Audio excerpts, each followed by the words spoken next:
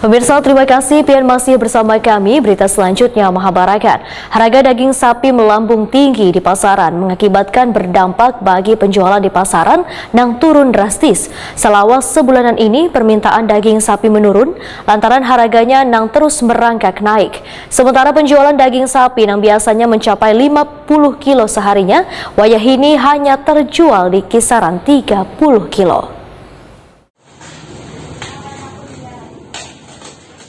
Harga daging sapi melambung tinggi di pasaran mengakibatkan berdampak bagi penjualan di pasaran yang turun drastis. Saripa, salah seorang penjual daging sapi di Pasar Sentra Antasari Banjarmasin Tengah, Wetakuni Prima TV Baisukan Jumat 17 Juni 2022 memandahkan selama sebulan ini permintaan daging sapi menurun lantaran harganya yang terus merangkak naik. Sementara penjualan daging sapi yang biasanya mencapai 50 kilo seharinya, wayah kini hanya terjual di kisaran 30 kilo. Bahkan harga daging sapi sudah mencapai Rp150.000 sekilonya, matan sebelumnya Rp130.000 sampai dengan Rp135.000 sekilonya. Menurut Saripa, naiknya harga tukar daging sapi matan pemotongan terjadi sejak adanya kasus temuan penyakit mulut tuan kuku yang menyasar hewan ternak khususnya sapi, sehingga pengiriman sapi matan luar daerah Kalimantan Selatan pun kada kawa masuk, sedangkan sapi yang didatangkan kebanyakan dari Jawa Timur.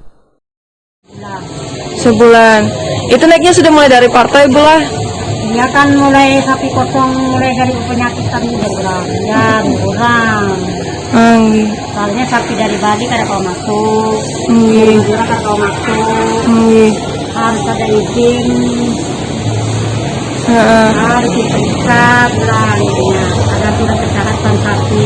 Mungkin itu kebutuhan mahal, jadi berpengaruh sapinya. Harga normalnya berapa, Bu, sebelum-sebelumnya? Sudah ada sebaran 135 kawa 140 paling bawah tuh. Sekarang jadi 150 lah. Ya, apa, Bu, penjualan berpengaruh lah, Bu? Berpengaruh, menurun. Menurun drastis lah, Bu. Banyak biasanya orang 3 kilo 2 kilo